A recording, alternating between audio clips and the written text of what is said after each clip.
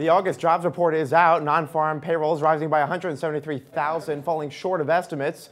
For analysis, let's bring in David Lebovitz, the global market strategist at JP Funds. All right, David, nice to have you with us. So a pretty disappointing jobs report with non-farm payrolls dipping below 200,000. This reading was the smallest increase in 5 months, but the numbers in June and July were revised upward.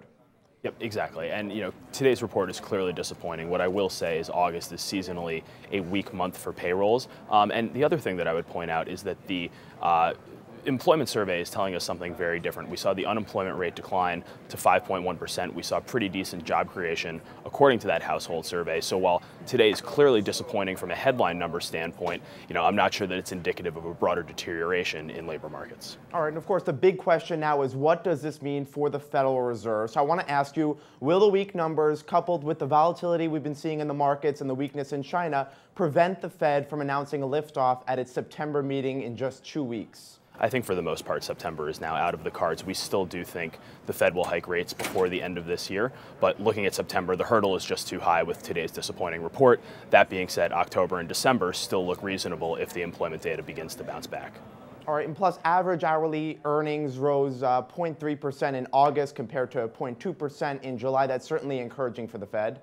Exactly. We're seeing a little bit more wage growth, but again, I think they're looking for job creation above 200,000, wage growth above 2% on a year-over-year basis, and unfortunately, today's report didn't really provide us with either of those.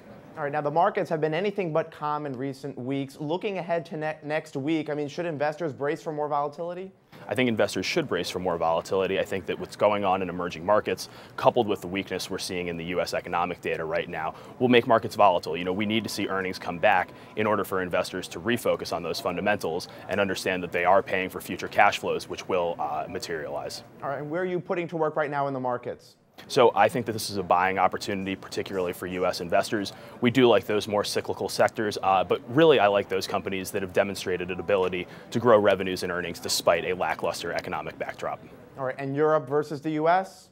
Opportunity in Europe, you have the backdrop of quantitative easing, which is obviously supportive, but the economic data here in the U.S. is a little bit stronger, so I think investors should be relatively balanced between those two regions. All right, David, we'll leave it there. David Lebovitz, the global market strategist with JP Funds. David, thanks for your time. Thanks for having me. I'm Scott Gamm, and you're watching The Street.